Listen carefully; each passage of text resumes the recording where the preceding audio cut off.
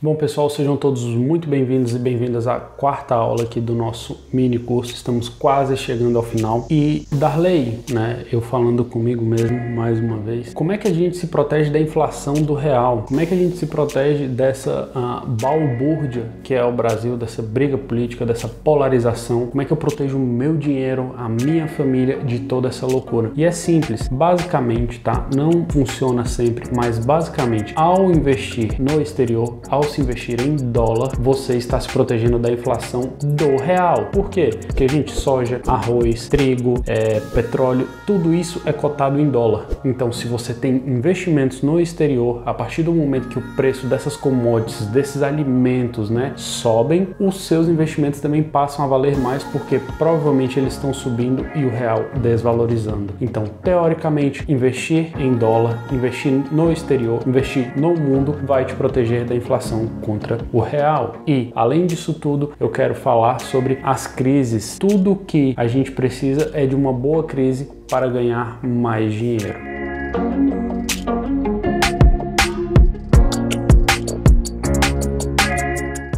Bom, investindo no mercado americano, investindo no mundo. Por que que investindo no mundo significa investir no mercado americano? Porque através de uma conta que você pode abrir na Avenue ou na Passfolio, você já tem acesso ao mundo inteiro. Você pode ter acesso aos investimentos na Europa. A gente tem o VEA, a gente tem o FES, que é VEA, que é um ETF de empresas de mercados desenvolvidos na Europa. A gente tem o FEZ, que representa as 50 maiores empresas do mercado europeu. A gente tem ETFs de mercados emergentes, a gente tem ETFs da China, a gente tem ETFs que representam o mundo inteiro, exceto Estados Unidos. Então, a partir dessas simples contas, você já tem acesso a todo o mundo. E por que investir nas empresas dos Estados Unidos, Darley? Simplesmente porque os Estados Unidos detêm praticamente 60% de todos os ativos financeiros do mundo. Basicamente, todo mundo coloca dinheiro lá, todo mundo compra dívida pública americana, todo mundo coloca a sua confiança no mercado financeiro americano. E, Darley, mas investir no Brasil não é suficiente? Não, não é, porque o Brasil representa menos de 1% de todo o mercado financeiro. É isso mesmo. Os Estados Unidos são praticamente 60 vezes maior em questão de mercado financeiro do que o Brasil. Então, se você pode, por que não fazer? Por que você não distribui o seu patrimônio? Por que você não distribui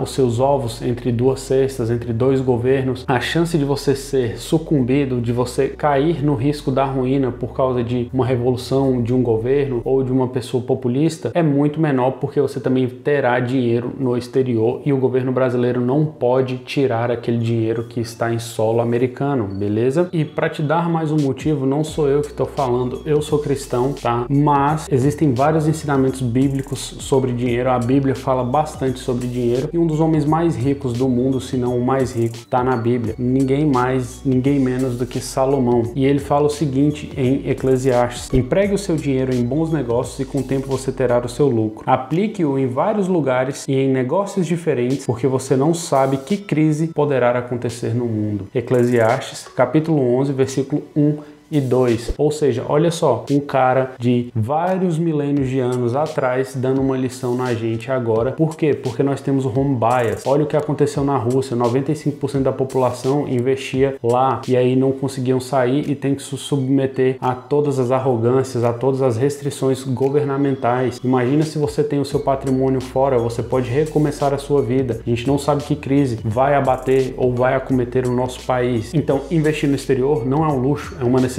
pessoal. E por que que é uma necessidade? Olha só, tem uma comparação que a Visual Capitalist fez. Se o mundo tivesse apenas 100 dólares, os Estados Unidos teriam 29 dólares e 40 centavos. Estou colocando aí na tela para vocês verem, tá? Bem bonitinho. A China teria 17 dólares e 71 centavos, o Japão 6,93 centavos, a Alemanha 4 dólares e 7 centavos, o Reino Unido 3,98 centavos e a lista vai se prolongando até chegar no nosso humilde e querido Brasil com apenas 98 centavos de dólares se o mundo tivesse 100 dólares, ou seja, a gente representaria menos de 1% do mundo, mesmo sendo grande produtor de alimentos, grande produtor de commodities. Então, pessoal, por que não investir? Por que não diversificar os seus investimentos? Salomão já estava ensinando para nós sobre diversificar em negócios diferentes, em locais diferentes, porque a gente não sabe a crise que pode acometer ou abater o mundo. E o que eu tenho para falar para vocês é que depois de toda crise, depois de toda guerra, existe a felicidade, existe a recuperação. E se você tem caixa, se você está preparado para isso, você pode viver momentos de bonança. Olha quantas crises a gente já passou e nós continuamos aqui. Eu separei alguma lista delas e aqui, ó, a primeira foi em 1929 que eu separei, que a gente teve uma super oferta de produtos decorrente de um otimismo exacerbado que não se confirmava, era uma coisa que estava além do esperado, era um otimismo muito exagerado. E depois que a gente teve esse crash de 1929, que é uma pena que várias pessoas se suicidaram, que tivemos muitos problemas, o mercado demorou praticamente 17 anos para se recuperar, mas quem investiu todo o dinheiro lá em 1929 teve bons rendimentos nos próximos 20 anos, né? A gente teve de 1939 a 1945 a Segunda Guerra Mundial, que atrapalhou um pouco, né, o desenvolvimento dos investimentos, mas é aquela coisa, se você está preparado, você sempre pode ganhar mais, você sempre pode colocar dinheiro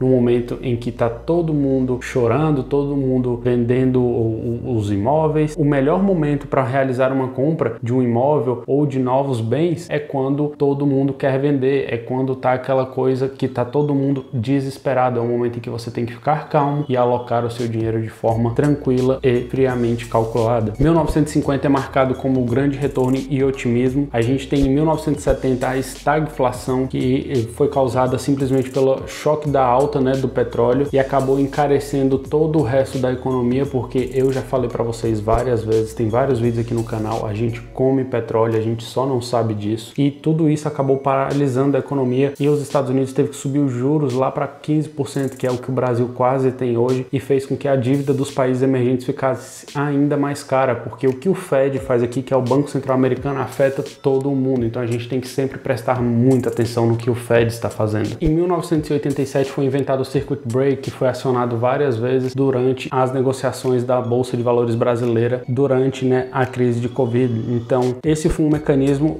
criado para acalmar os mercados, e isso foi inventado aqui no mercado americano devido à grande crise, que a bolsa despencou cerca de 22%, muita coisa. Entre os anos de 1998 e 2001 a gente teve a bolha.com, a gente teve aqueles sites que eram avaliados conforme a quantidade de acessos, porque tinha 500 milhões de acessos no dia, eles eram avaliados como se fossem valer bilhões, como se fossem valer centenas de bilhões de dólares mesmo. Então existia um fluxo exagerado de dinheiro, avaliações que não se sustentavam, e essas empresas todas foram varridas do mercado. E após isso a gente teve um grande otimismo de 2002 ali a 2007. Vou colocar aí na tela também o print para vocês. O mercado em 5 anos, né, o IVV, o S&P 500, ganhou mais de 80% de rentabilidade. É muita coisa. E esse período a gente ainda teve o que é conhecido como o bull market, que o mercado só reconhece subida, vai só para cima. E antes disso, em 2001, a gente ainda teve os ataques terroristas, que foi um trauma para todo o povo americano. Em 2008 a gente teve a crise subprime, que eram títulos, né, de hipotecas que pertenciam aos ninjas. O que são os ninjas, pessoal? No income, no job, no assets. E o que isso quer dizer, pessoal? Sem dinheiro, sem trabalho e sem patrimônio. E todas essas casas eram vendidas e especuladas, né? Nesse caso rolou uma especulação muito grande. Você já sabe o que é um especulador. O pessoal comprava casas só com o intuito de vender e ganhar dinheiro, e dava apenas 5% de entrada, e os ninjas nem passavam por avaliação de crédito direito. Surgiram alguns casos que o pessoal estava financiando casa até mesmo em nome dos seus próprios cachorros, então virou aquela bagunça, todo mundo, qualquer um conseguia comprar uma casa, e a gente teve a grande crise subprime, que eram de pessoas que não tinham como arcar com os pagamentos, e aí o preço das casas caíram, vários americanos ficaram sem casa, simplesmente por um descuido ali no momento da concessão de crédito, todo mundo conseguia crédito. Em 2020 a gente teve a crise do coronavírus, que afetou todo mundo sem dúvida nenhuma, os mercados sofreram também, e eu separei mais um trecho desse livro aqui, ó. Eu vivo citando ele, ó. Tá aí, ó. Psychology of Money. Cara, esse livro é muito bom, tá? Eu gosto bastante desse livro. E o trecho do livro é o seguinte, eu vou colocar aí na tela também e vou ler para vocês, que o Morgan Housel fala o seguinte: observem o crescimento do PIB per capita dos Estados Unidos, tá aí na tela para vocês. E agora, observem tudo o que aconteceu durante esse período, entre 1850 e 2010. O primeiro foi 1,3 milhões de americanos morreram enquanto lutavam em 9 grandes guerras. Cerca de 99,9% de todas as empresas que foram criadas faliram, elas sumiram. É isso mesmo, 99,9% em 160 anos. 4 presidentes dos Estados Unidos foram assassinados. 675 mil americanos morreram em um único ano de uma pandemia de gripe, eu não tô falando de coronavírus agora. 30 desastres naturais separados mataram pelo menos 400 americanos cada, ou seja, a cada desastre morria 400 americanos. 33 recessões duraram 48 anos acumulados, ou seja, dos 160, 48 foram de recessão. O número de gurus que acertaram qualquer uma dessas recessões é praticamente zero, ninguém conseguiu acertar. O mercado de ações caiu mais de 10% após uma alta recente pelo menos 102 vezes. A inflação anual ultrapassou 7% em 20 anos separados. As palavras pessimismo econômico apareceram nos jornais pelo menos 29 mil vezes, segundo o Google. Além de tudo isso, passamos por uma grande pandemia de coronavírus e o mercado continua intacto. E o mercado continua vivo. O mercado continua produzindo. E é por isso que eu quero que você diversifique seus negócios, diversifique o seu patrimônio, invista no seu eu do futuro. Mas, Darley, se vier uma crise, olha o Brasil, as empresas sofrendo, o Magazine Luiza apresentando prejuízos depois de grandes lucros. Já existem estudos, pessoal, que descorrelacionam as grandes empresas das crises. A gente vê que Apple sai maior ainda a cada crise, Microsoft viveu várias crises, sai maior ainda, Google sai maior ainda. Então, essas empresas normalmente estão sentadas em dinheiro, são sentadas em caixas. E se eu puder fazer uma previsão aqui, fadado a comer caco de vidro, mas depois dessa grande crise que a gente vai passar agora, dos governos reacertando as contas, empresas como Apple, Google, Amazon, Microsoft vão sair maiores ainda do que elas entraram nessa crise, porque elas têm caixa e elas vão comprar as empresas pequenas que não tem como se manter em ambientes mais hostis, em ambientes com taxas de juros mais elevados, porque essas empresas precisam de dinheiro barato, e quanto maior a taxa de juros de um país como o Brasil, que tem 3,25% nesse momento, e os Estados Unidos, que tem 1,75% neste atual momento que a gente está gravando, e hoje é sábado 25 de junho, então neste momento, sábado 25 de junho, a gente tem o Brasil com 3,25% de taxa de juros e os Estados Unidos com 1,75%, e isso faz com que o dinheiro seja mais caro e que essas empresas não consigam se sair tão bem quanto empresas como Microsoft, Apple, Google e todas essas outras que eu citei. E essas empresas provavelmente serão vendidas para empresas grandes, essas empresas pequenas. Que empresas pequenas são essas, Darley? Todas aquelas que compõem o Russell 2000, que é o índice de small caps aqui dos Estados Unidos. Aqui nos Estados Unidos a gente tem o S&P 500, Nasdaq 100, que é Nasdaq 100 Composite, Russell 2000 e Dow Jones. E todos eles possuem ETFs nos quais você pode investir diretamente nessas empresas e já ter uma boa parte do seu patrimônio diversificado. De 1926 até os tempos atuais, o retorno de renda variável dos Estados Unidos acumulado é de 8% ao ano, ou seja, é um bom retorno se a gente considerar toda essa passagem do tempo, tá? E a gente está pegando um lapso temporal aí de praticamente 100 anos, então a gente vê que é um negócio que é bem estruturado e que acontece sempre. De 1926 até os tempos atuais, o retorno médio da Bolsa de Valores americana é de 8 a 10% em dólares. E aí a gente tem que pegar que desde a criação do Plano Real, o valor do dólar já subiu mais de 500%. Se a gente pegar, já teve época que $1 comprava somente 94 centavos de real. Então a gente tem toda essa valorização. Além da boa valorização do dólar, a gente tem o ganho, ou a perda do valor do real no longo do tempo. E o retorno médio de renda fixa entre 1960 e até o momento atual é de 4,2%. Então